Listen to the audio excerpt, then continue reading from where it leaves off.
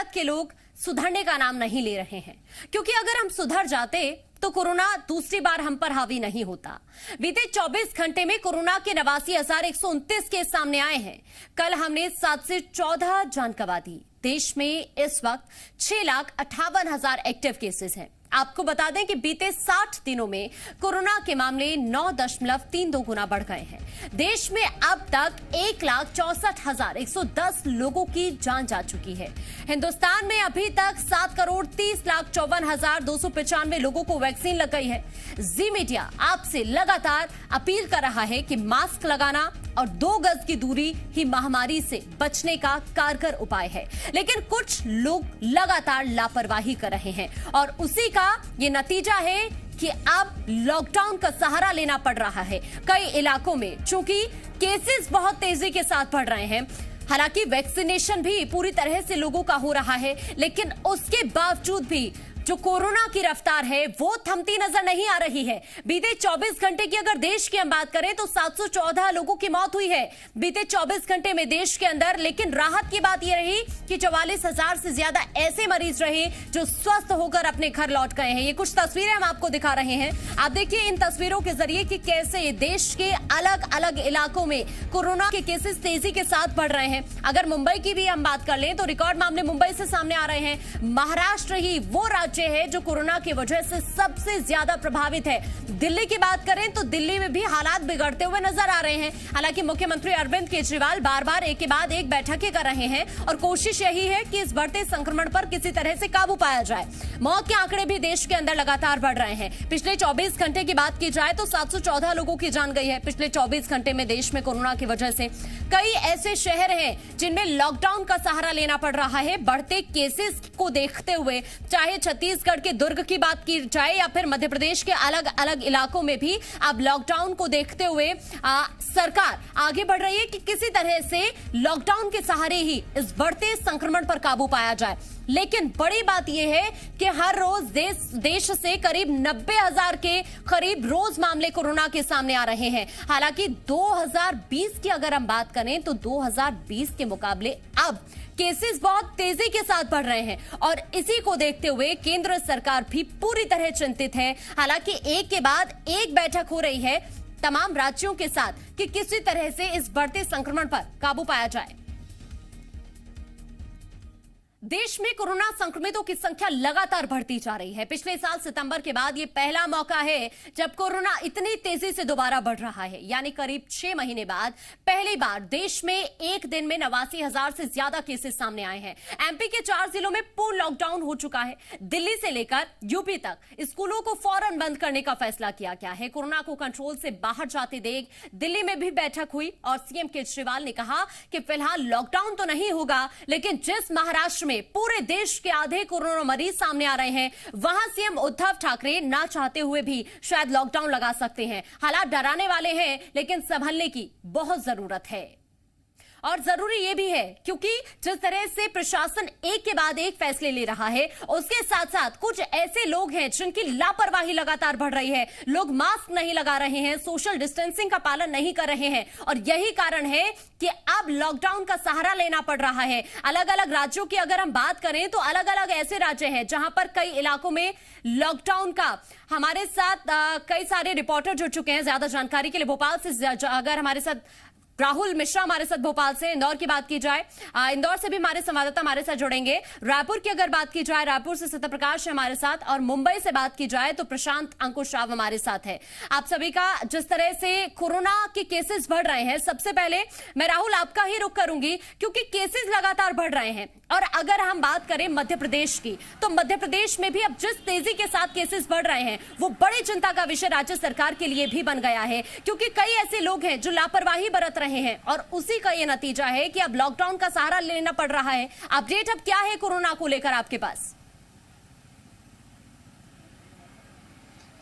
देखिए, कोरोना का संक्रमण लगातार बढ़ता जा रहा है और यदि कहा जाए कल का ही आंकड़ा देखा जाए 2777 आंकड़ा आया। जो सबसे बड़ी बात है कि आज सरकार फिर से एक बार मुख्यमंत्री कोरोना की समीक्षा बैठक करेंगे। 3:30 बजे कोरोना की समीक्षा बैठक ये अधिकारियों के साथ में करेंगे और अब क्या मेजर्स यहाँ पर सरकार के द्वारा लिया जा सकता है उसके बारे में यहाँ पर विचार विमर्श किया जाएगा। संक्रमण का दर लगातार बढ़ता जा रहा है। यदि आप इंदौर भोपाल की बात करें, इसमें आंकड़े इन दोनों ही जिलों की यदि बात किया जाए तो 1000 के करीब में आंकड़े प्रतिदिन का, 1000 से भी ऊपर का आंकड़ा, तकरीबन 1100 का आंकड़ा प्रतिदिन आ रहा है और ये सरकार के लिए सीधे तौर पे एक परेशानियों का सबब है, सरकार के लिए चिंता का विषय है यहाँ पर।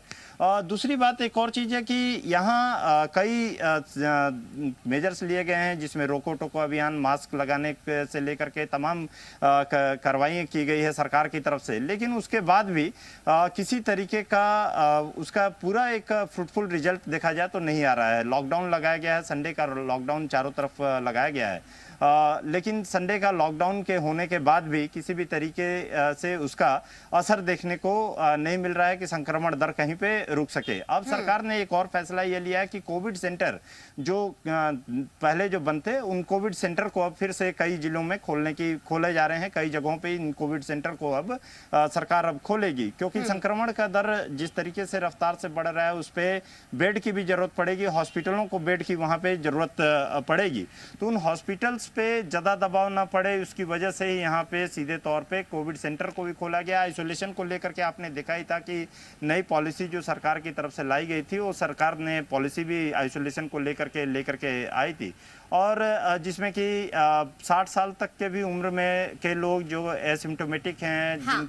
जिनको कोई बड़ी गंभीर बीमारी नहीं है, उनको भी कहीं होम आइसोलेशन पे रखा जाएगा, लेकिन उनको वहाँ जो संबंधित कोविड सेंटर है उससे निरंतर जांच वहाँ से होती रहेगी, उनसे टेलीफोनिक कन्वर्सेशन होता रहेगा। आइसोलेशन का पीरियड भी 10 दिन सरकार के द्वारा किया गया, जो स्वास्थ्य मंत्रालय है उसके द्वारा में किया गया, लेकिन तमाम इन सभी के बाद भी संक्रमण का दर लगातार बढ़ता जा रहा है। चालानी कार्रवाई भी हो रही है, लोगों से निबंध भी लिखवाया जा रहा है। उसके अलावा कई जिलों में अस्थायी तौर पे जेल भी बनाई गई है, जहाँ पे कि 5 घंटे से 6 घंटे लोगों को जो मास्क नहीं पहन रहे हैं उनको वहाँ पे रखा भी जा रहा है, समझाया भी जा रहा है, लेकिन इसके बाद भी लोग लापरवाह हैं, बेपरवाह हैं, लोग बिना मास्क का घूमते हैं और ये सभी चीजें जो है संक्रमण बहुत तेजी के साथ बढ़ रहा है और इसी को देखते हुए अब लॉकडाउन की ओर हम बढ़ रहे हैं आगे। मुंबई से हमारे साथ हमारे संवाददाता प्रशांत अंकुश राव हमारे साथ बने हुए हैं।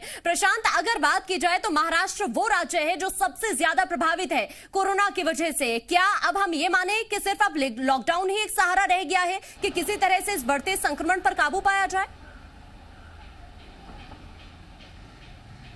देखिए आकांक्षा, कल रात को जो फेसबुक के माध्यम से सीएम ने संवाद साधा था लोगों के साथ, तब उन्होंने चेतावनी दी कि 2 या 3 दिन में अगर कुछ बदलाव नहीं दिखा तो हमको लॉकडाउन की तरफ जाना पड़ेगा, क्योंकि कल रात को 9 बजे का जो कोरोना संक्रमित लोगों का जो आंकड़ा आया है वो है 47,827।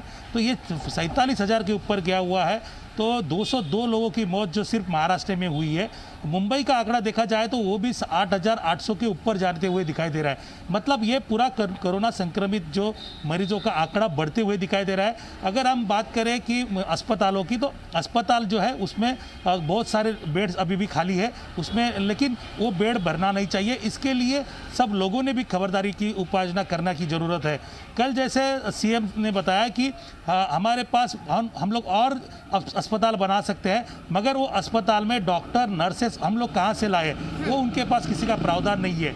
इसीलिए अगर हम लोग ने 2 गज की दूरी और मास्क है ज़रूरी, अगर इसका पालन किया तो हम लोग कोरोना से संक्रमित होने से बच सकते हैं। महाराष्ट्र में मुंबई में सभी राज्यों से लोग आते हुए बहुत भीड़ भाड़ का इलाका जो है मुंबई है। मुंबई की लाइफलाइन माने जाने वाली जो लोकल ट्रेन है वो भी अभी सभी लोगों के लिए खोली गई है, मगर उसमें भी जो भीड़ हो रही है, क्या उससे भी संक्रमण बढ़ रहा है, क्या इसकी भी जांच हो रही है। आज एक मीटिंग होने वाली है सीएम के साथ में, जहां पे अलग अलग जैसे मीडिया कर्मी हो या कोई बिजनेसमैन हो और पॉलिटिकल ऑपोजिशन के लोग हो, सभी पॉलिटिकल पार्टी हो, उनसे सीएम मीटिंग करने वाले और मीटिंग में तय करने वाले कि आगे की रणनीति कैसे हो। लॉकडाउन लगाना जरूरी नहीं है, मगर अगर ऐसी परिस्थिति रही तो मुंबई में, महाराष्ट्र में लॉकडाउन लग सकता है। बिल्कुल, और ये सब जरूरी है कि जनता समझे इन सभी चीजों को, क्योंकि जिस तरह से केसेस बढ़ रहे हैं वो सिर्फ इसी लापरवाही का नतीजा है कि शायद अगर हम शुरू से ही मास्क का इस्तेमाल कर रहे होते, शायद लापरवाही ना बढ़ती जाती, तो आज एक बार फिर से हालात यही बनते हुए नजर नहीं आते। सत्यप्रकाश हमारे साथ छत्तीसगढ़ से जुड़े हुए। सत्यप्रकाश, अगर बात की जाए तो छत्तीसगढ़ में जिस तरह से केसेस लगातार बढ़ रहे हैं कोरोना को देखते हुए, दुर्ग की हम बात कर लें तो दुर्ग में अब लॉकडाउन का ऐलान कर दिया गया है 8 दिन के लिए। लेकिन बड़ी बात यह भी है कि रायपुर और दुर्ग ये दोनों वो जिले हैं जो सबसे ज्यादा इस वक्त प्रभावित है कोरोना की वजह से। हालांकि दुर्ग में अब लॉकडाउन का ऐलान कर दिया गया है, लेकिन क्या आपको नहीं लगता कि लोगों को समझने की जरूरत है जिस तरह से केसेस लगातार बढ़ रहे हैं?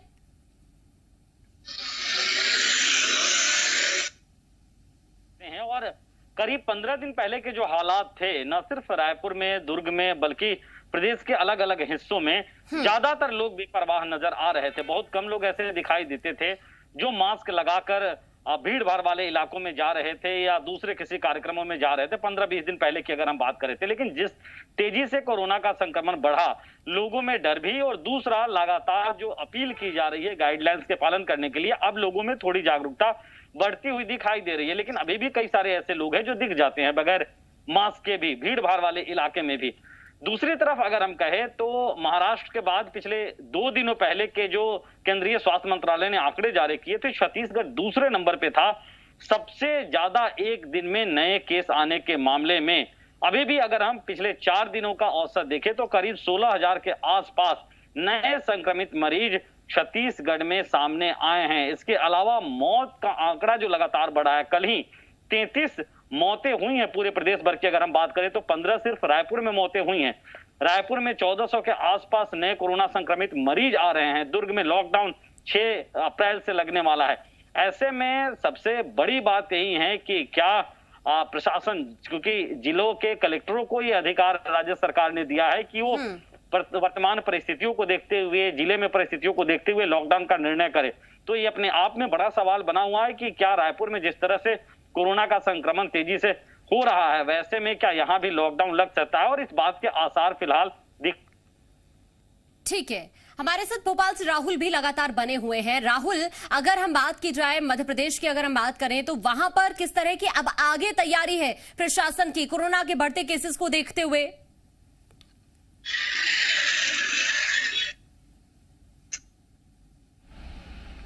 भोपाल में आज 9 बजे से ही क्योंकि नाइट कर्फ्यू रहेगा, उसके बाद कल लॉकडाउन है और अगले दिन जो सोमवार है 6 बजे तक ये पूरी पाबंदियां यहाँ पर रहेंगी।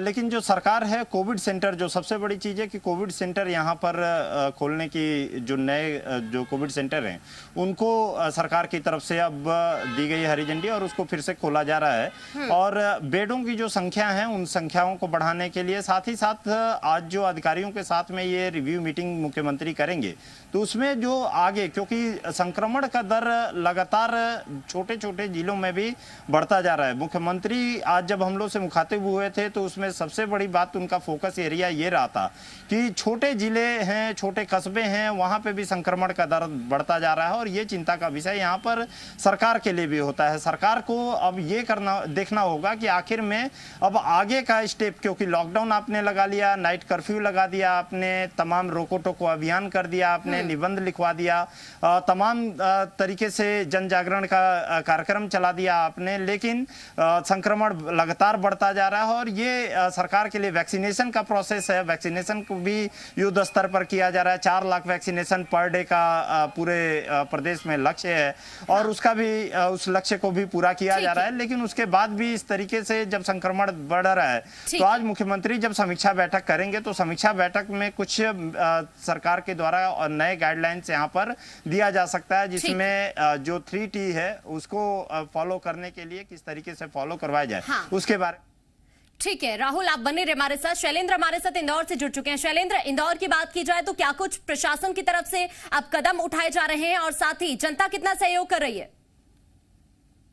आकांक्षा, अगर इंदौर की बात करें तो इंदौर में स्थिति कितनी भयावह है इसका अंदाजा आप इसी बात से लगा सकते हैं कि जिला प्रशासन ने पहले जो है 4000 बेड जो है कोविड अस्पतालों में आरक्षित किए थे, लेकिन अगर संक्रमित मरीजों की संख्या बात करें तो 4500 के पार हो गए, यानी एक्टिव मरीज जो है वो 4500 के पार है। अब जो है लोगों को बेड मिलना भी दुश्वार हो रहा है और यही कारण है कि लोग और जिला प्रशासन भी ये चाहता है कि जो गंभीर बीमारी से पीड़ित नहीं है वो लोग होम आइसोलेट हों। हालांकि पिछली बार की बैठक में मुख्यमंत्री शिवराज सिंह चौहान ने ऐलान कर दिया था कि 4000 से यहाँ बेड क्षमता बढ़ाकर 10,000 कर दी जाए।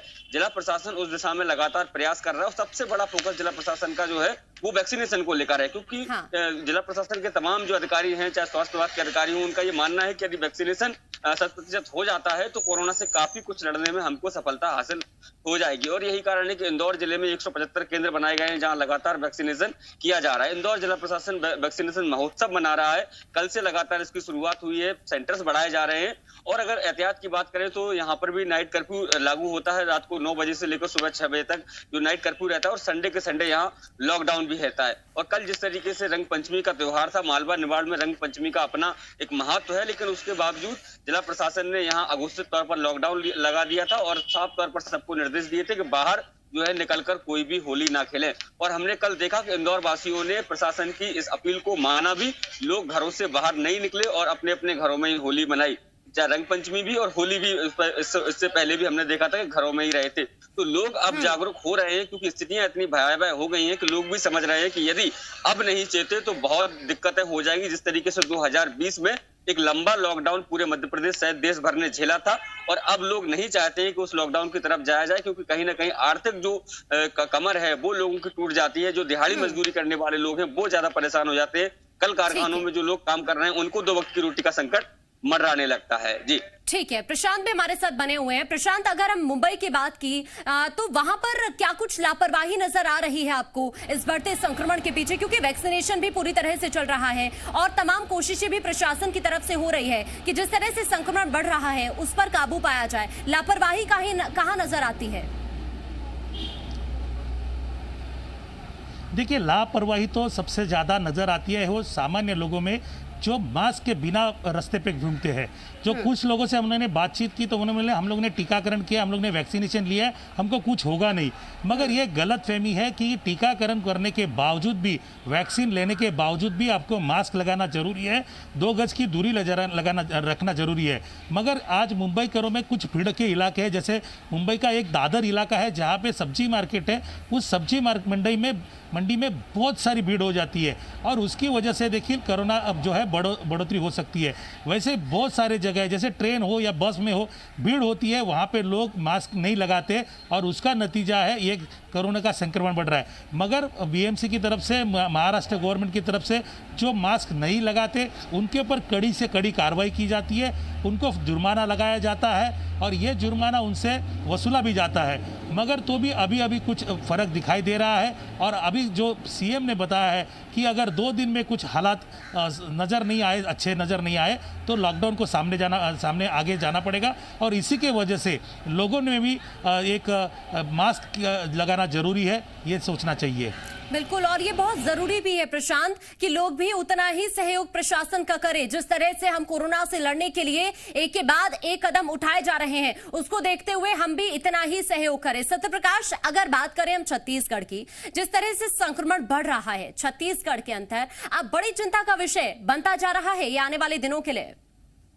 देखिए, चिंता का विषय इसलिए भी है क्योंकि ज्यादातर जो सरकारी अस्पताल हैं, या हम यूं कहें कि अंबेडकर अस्पताल जो सबसे बड़ा सरकारी अस्पताल है प्रदेश का, या एम्स, वहां पे जो वेंटिलेटर बेड हैं, जो ऑक्सीजन बेड हैं, वो लगभग भर चुके हैं। इसके अलावा प्राइवेट अस्पतालों में भी कमोबेश इसी तरह की स्थिति है। हालात ये बने हैं कि रायपुर में जिला प्रशासन ने 5 ऐसे भवन अधिकृत किए हैं जिसको आइसोलेशन वार्ड के तौर पे, जहां पे डेवलप किया जा सके, जहां पे कोरोना पीड़ित जो मरीज है उनको रखा जा सके। वहां पे पहले भी 2020 में जब पहली लहर आई थी कोरोना की, तब भी इन भवनों को चिन्हित किया गया था, अधिकृत किया गया था, वहां पे ऐसी व्यवस्था की गई थी। मतलब फिर से उसे रीओपन करने की कवायद जो है वो चल रही है। इसके अलावा प्राइवेट अस्पतालों को भी ये कहा गया है कि 50% बेड अस्पताल ऑक्सीजन बेड रखे और कोरोना मरीजों के ट्रीटमेंट के लिए पहले से ही गाइडलाइन जो है, रेट जो है वो जारी किए गए हैं। साथ साथ जिस तरह से संक्रमण का दायरा बढ़ रहा है और अभी भी कई सारे लोग बेपरवाह दिख रहे हैं, उसके लिए